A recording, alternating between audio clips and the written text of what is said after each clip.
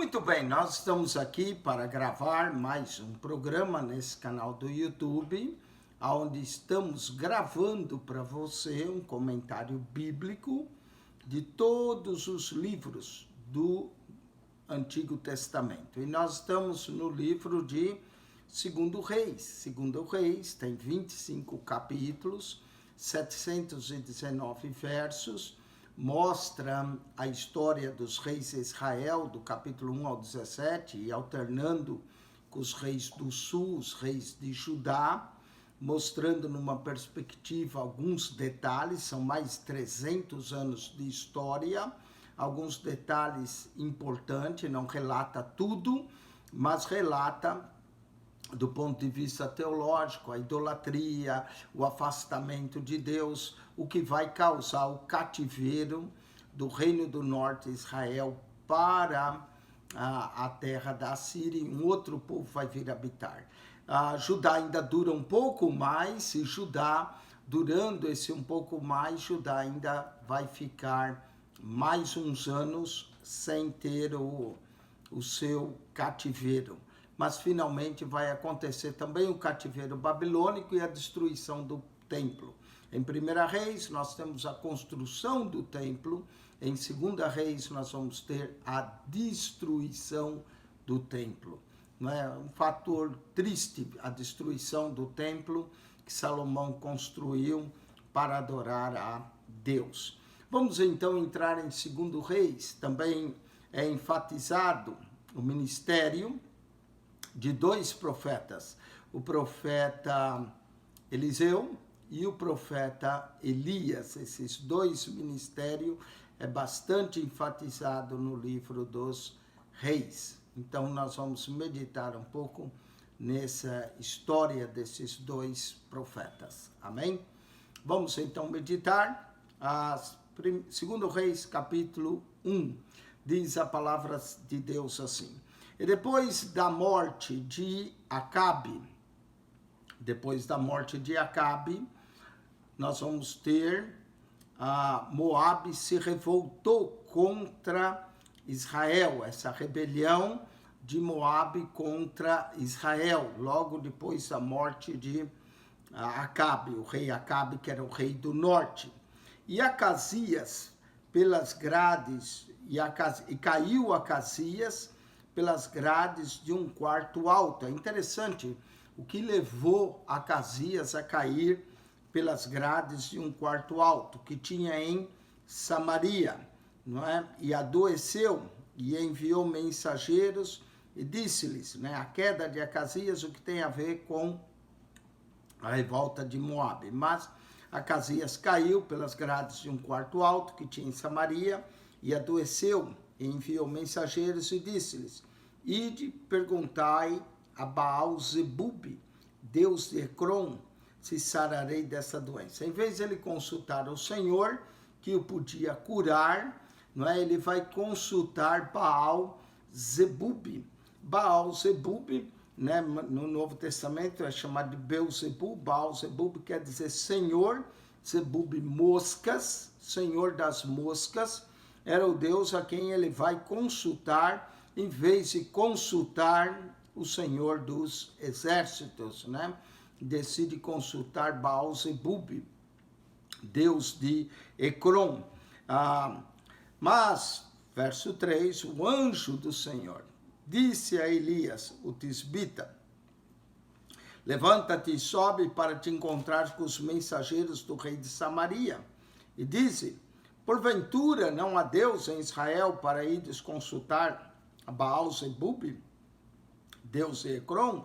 Né? Deus fala com o profeta Elias para que ele se levante e vá repreender a loucura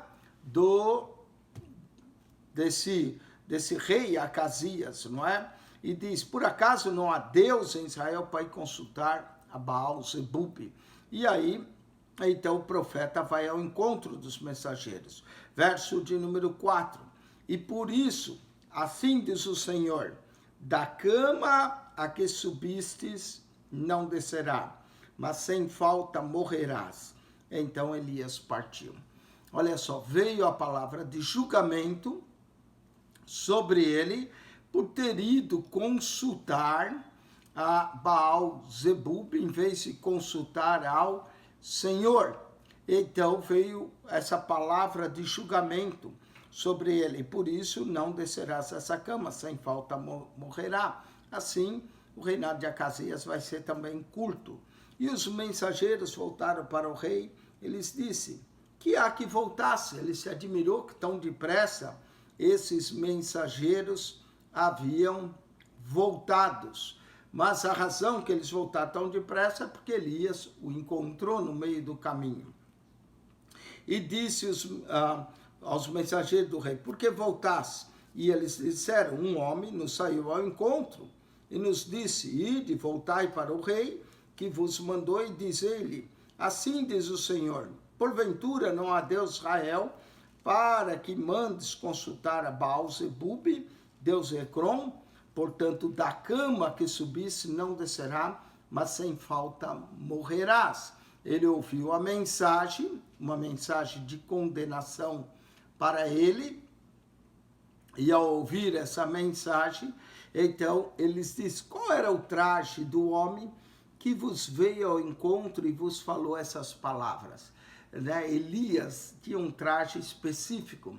Interessante, no Novo Testamento é o mesmo traje que João Batista também tinha. Por isso que é chamado, o profeta Elias é chamado, o João Batista do Novo Testamento é chamado Elias do Antigo Testamento, não é?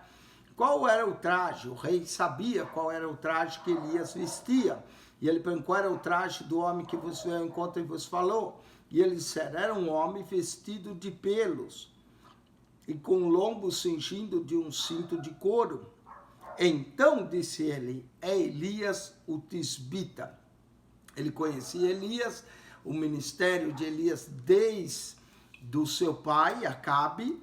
Então Acasias vai concluir que de fato o homem que veio é Elias, o tisbita. Ele disse: é Elias o tisbita, o que é um profeta realmente de Deus. Então lhe enviou um capitão de 50. Ele mandou o capitão de 50 para ir prender a Elias. Então lhe enviou um capitão de 50 e, subindo ele, pois eis que estava no cume do monte, disse-lhe: homem de Deus, o rei diz: desce. Ele estava no cume do monte, quem sabe mandou para prender Elias. E aí veio o capitão de 50 e disse: homem de Deus, o rei diz: desce.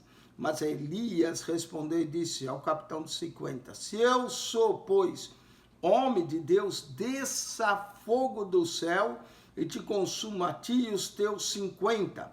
Então o fogo desceu do céu e consumiu a ele e aos seus 50. Elias é considerado profeta de fogo, não é? Olha só esse milagre. Elias já tinha pedido fogo do céu.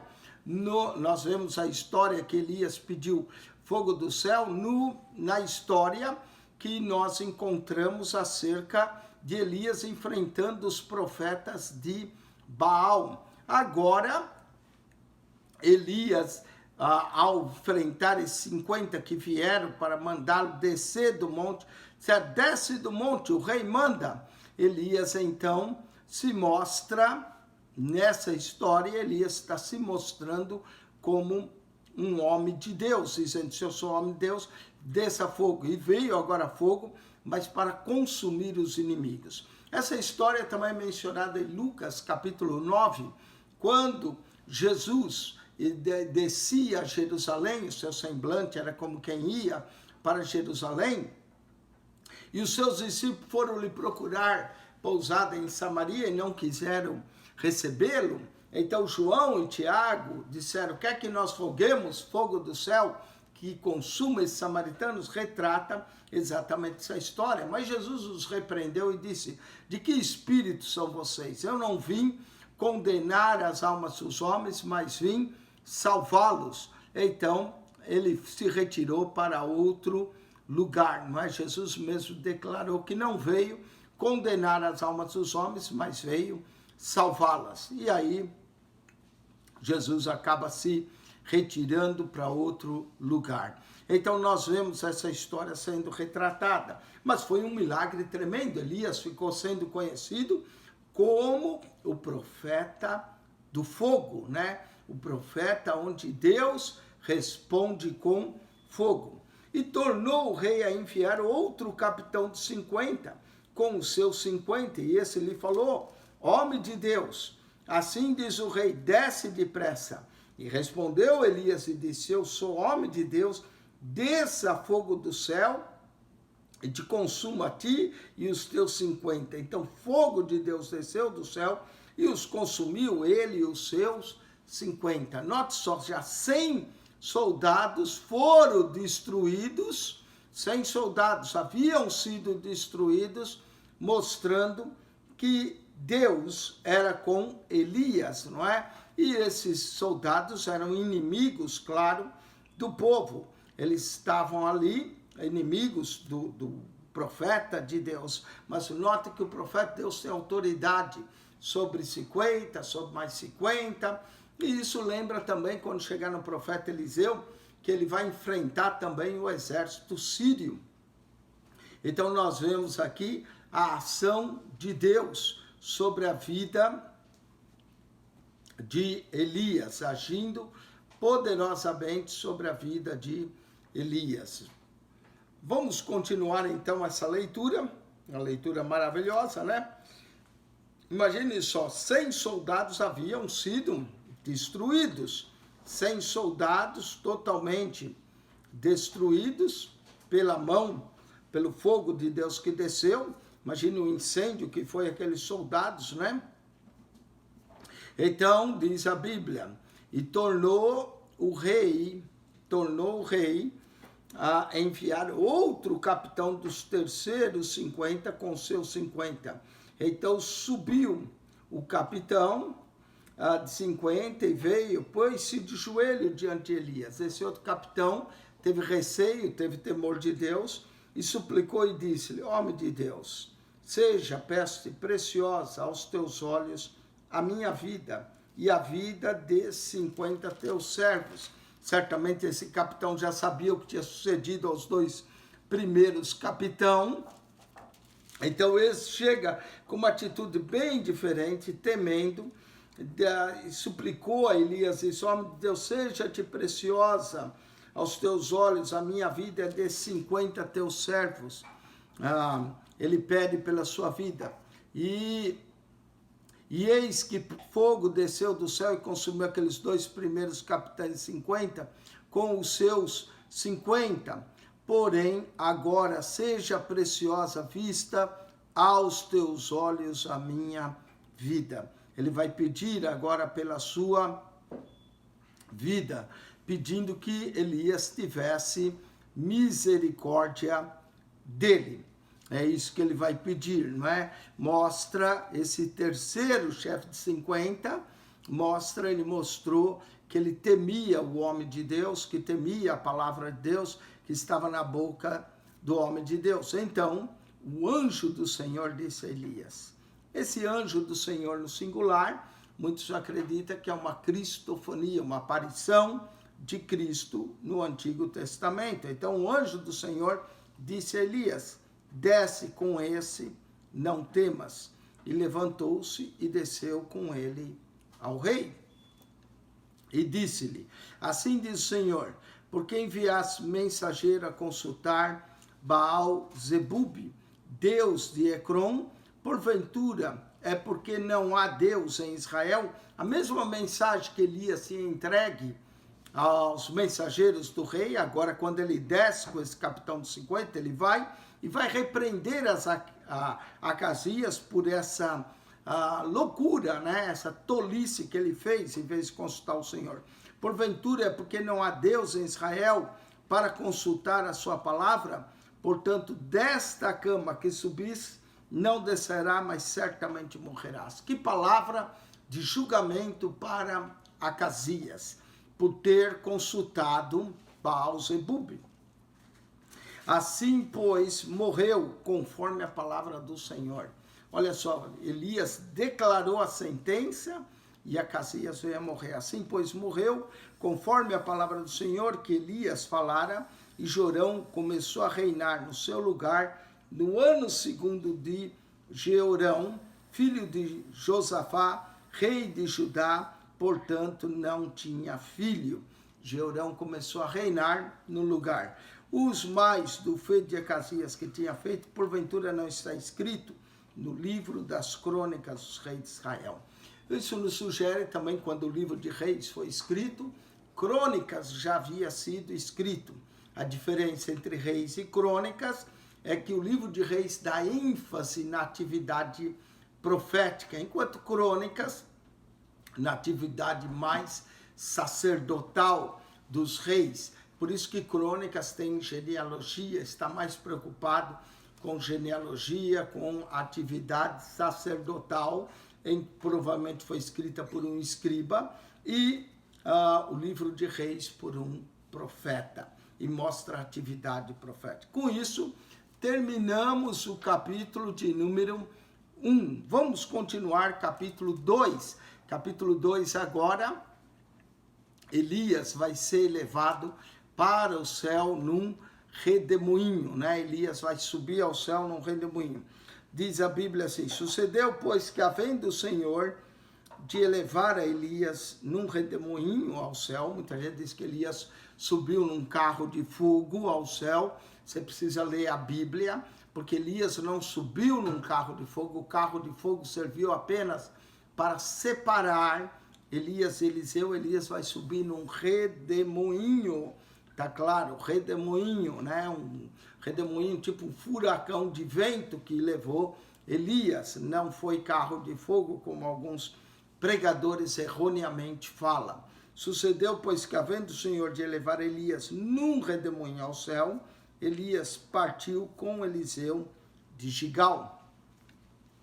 E disse Elias a Eliseu: fica-te aqui, porque o Senhor me enviou a Betel.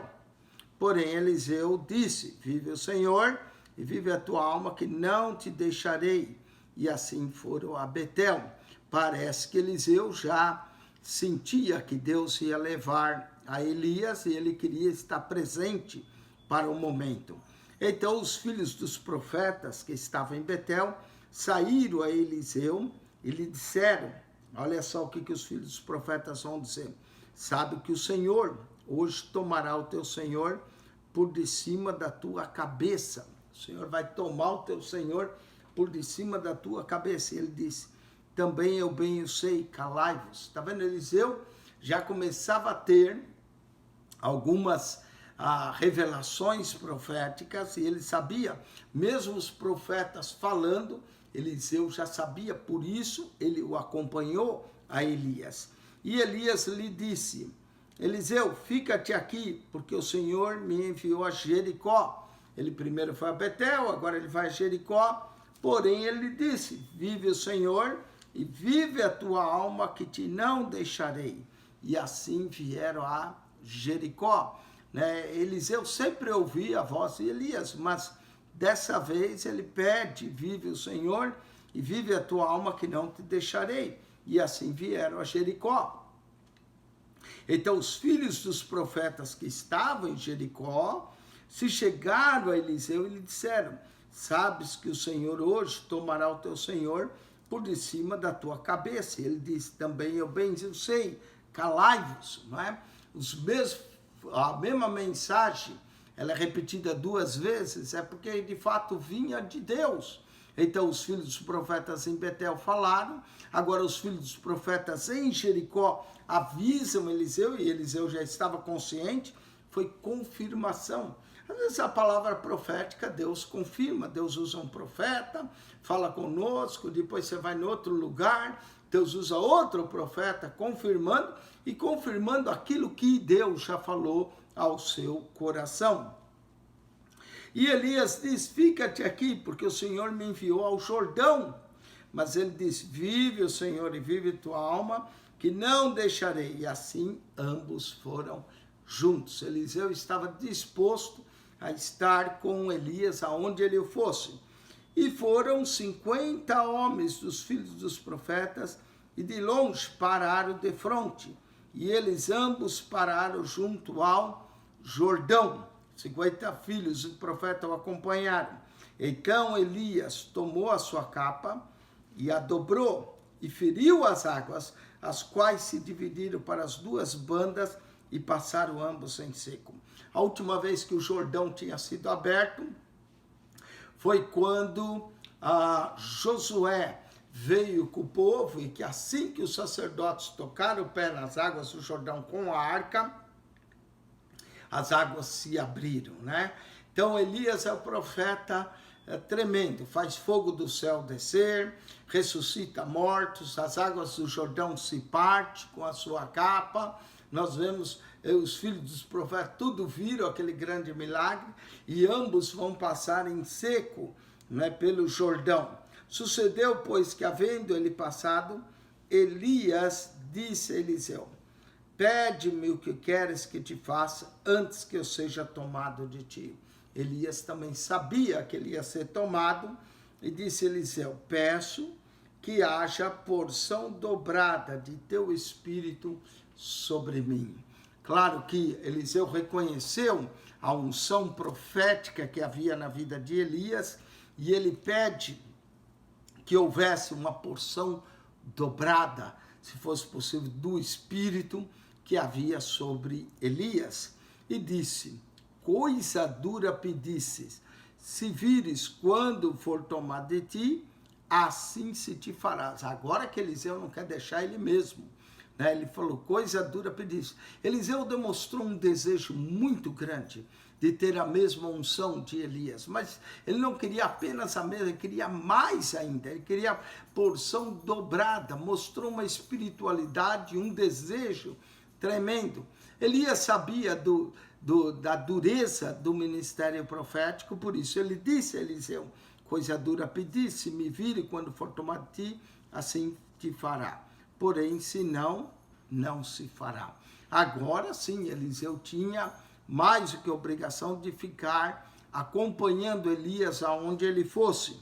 E sucedeu que, indo eles andando e falando, eis que um carro de fogo, agora sim, um carro de fogo, com cavalos de fogo, carro de fogo, cavalos de fogo, os separou um do outro. E Elias subiu ao céu num redemoinho. Está vendo que ele não foi no carro de fogo?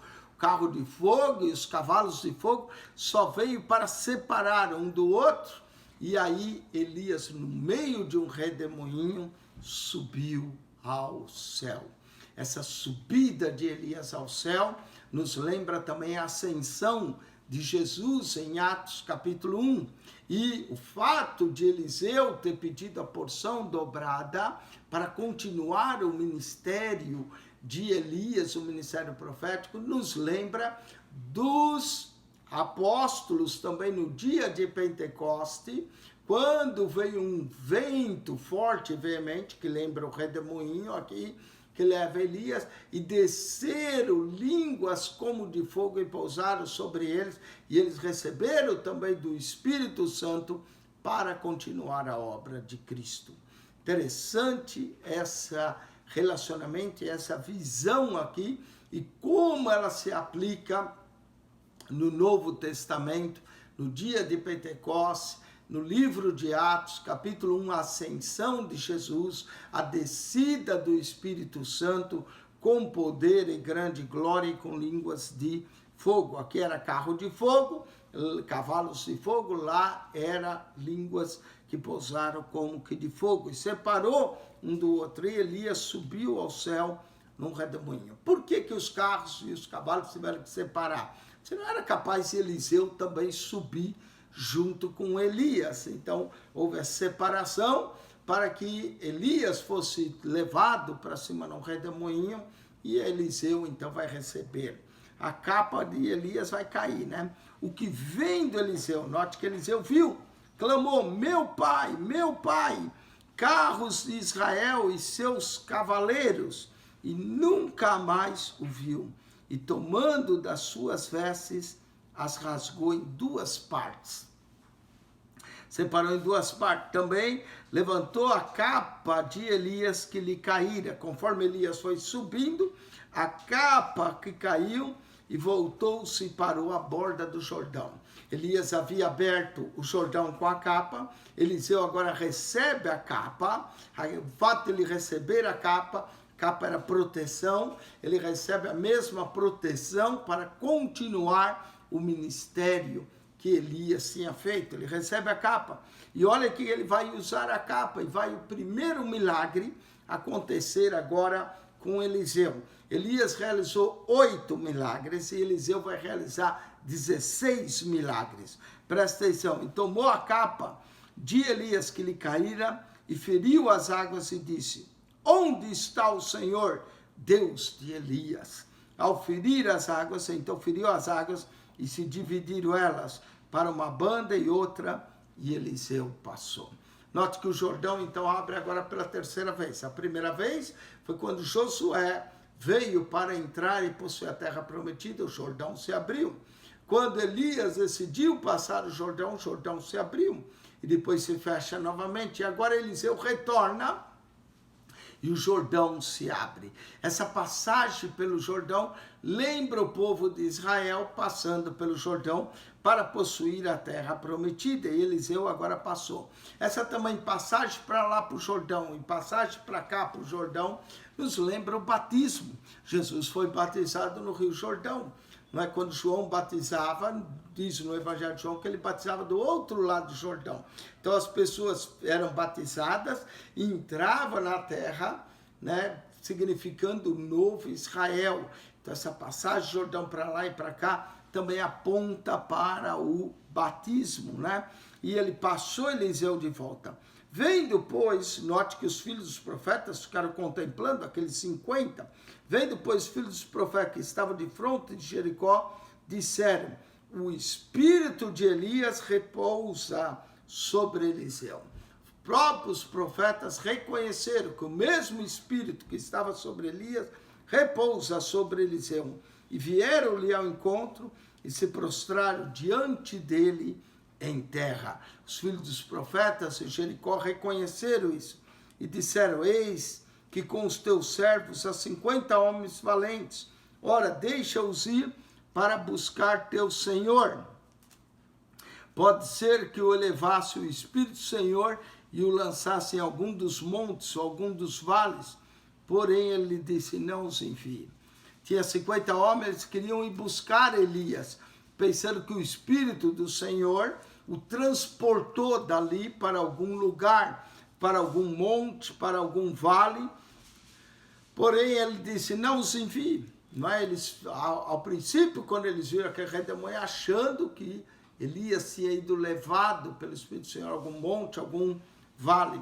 A mesma coisa acontece na tentação de Jesus, quando Satanás transportou ele, não é? E levou a um monte muito alto e mostrou-lhe todos os reinos do mundo. Também levou ao pináculo do templo. Então, aqui nós vemos essa verso 16, essa ideia do que o Espírito podia transportar. Atos capítulo 8 também diz que Felipe, depois de batizar o eunuco, o Espírito do Senhor o transportou e o levou a Cesareia. Então a mesma coisa acontece aqui. Nós vemos a ação do Espírito Santo, alguns paralelos entre esse capítulo 2 de 2 Reis e as coisas que acontecem no livro de Atos. Eles queriam ir atrás de Elias, porém ele disse: não os envie. Mas eles apertaram com ele até se enfaciar, e disse-lhes, eles insistiram, vão apertando, e disse: enviai. E enviaram 50 homens que o buscaram por 3 dias. É interessante, 50 homens que os buscaram por 3 dias. Os 3 dias também aqui aponta para a morte e ressurreição de Jesus. Né? Jesus esteve no seio da terra 3 dias, então esses homens foram em busca e o buscaram cerca de 3 dias. Porém, não o acharam. Não acharam, procuraram, acharam que talvez Elias podia ser transportado para algum outro lugar, mas não acharam. Então voltaram para ele, tendo ele ficado em Jericó, e disse-lhes: eu não vos disse que não fosses? Eliseu disse: eu falei para vocês não irem, mas vocês insistiram, Foram. E os homens da cidade disseram a Eliseu: eis que boa é a habitação da cidade, como o meu senhor vê. Porém, as águas são más e a terra é estéril. Disseram para Eliseu, fica ali, que a habitação era boa, mas havia dois problemas naquela cidade. As águas eram más e a terra era estéril. E disse-lhe: trazei-me uma salva nova e ponde nela sal. E lá trouxeram então uma salva nova, puseram sal. Então saiu ele ao manancial das águas e deitou sal nele e disse: assim diz o Senhor, sararei essas águas e não haverá mais nelas morte nem esterilidade. Olha, o outro milagre que vai acontecer, a cura das águas de Jericó. Ele vai ao manancial de água, joga aquele sal e diz para que sarasse. Lembra também Moisés, quando as águas eram amargas, que pega um tronco, joga nas águas e elas se tornam boas para se beber, nas águas de Mara, que eram amargas. E aqui, nas águas de Jericó, são saradas quando Eliseu deita o sal sobre as águas. Normalmente, quando você põe sal sobre a água, o sal desaparece. É dessa forma, o sal aqui foi usado para curar as águas e a esterilidade. Ficaram, pois, sã aquelas águas até o dia de hoje. Note que quando o livro de Reis foi escrito, as águas de Jericó ainda eram boas até o dia de hoje, conforme a palavra que Eliseu tinha dito. A época de Eliseu é mais ou menos os anos 852 a.C. O livro talvez foi escrito lá para os anos 560. Nós estamos falando quase 300 anos e as águas continuavam boas até aquele dia. Que grande milagre, né?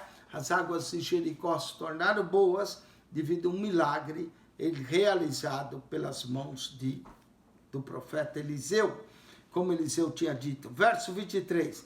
Então subiu dali a Betel, e subindo ele pelo caminho, uns rapazes pequenos saíram da cidade e zombavam dele, vieram zombar de Eliseu, e dizia: sobe, calvo, sobe, calvo. Essa zombaria que os rapazes fizeram, sobe, sobe, calvo, quem sabe era dizendo: Elias subiu ao céu, por que você não sobe? E talvez Eliseu era calvo, Eliseu não tinha cabelo, como eu aqui que estou ficando meio calvo, não é? Eliseu perdeu o seu cabelo e eles debochando de Eliseu: sobe, calvo, sobe, calvo. Agora Eliseu vai pronunciar uma palavra de juízo, né?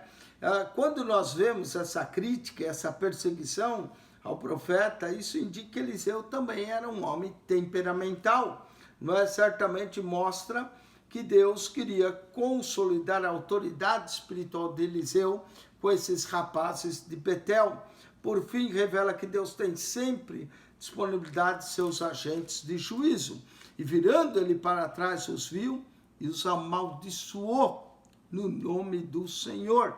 Não é? Eliseu não só abençoava, também amaldiçoou no nome do Senhor. Então 2 ursas saíram do bosque e despedaçaram 42 daqueles pequenos.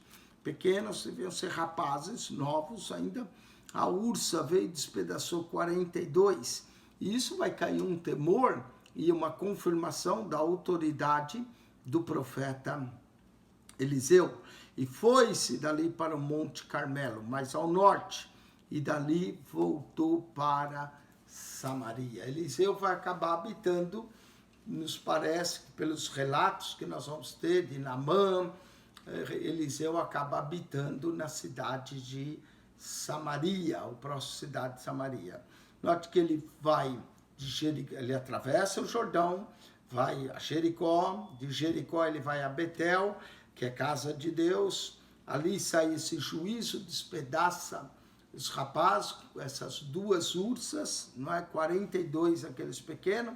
Depois ele vai para o Monte Carmelo, onde Elias havia enfrentado os profetas de Baal, e dali ele volta para Samaria. E com isso nós concluímos o capítulo 2, né? Agora capítulo 3 e 4 vai continuar falando desse ministério maravilhoso de Eliseu.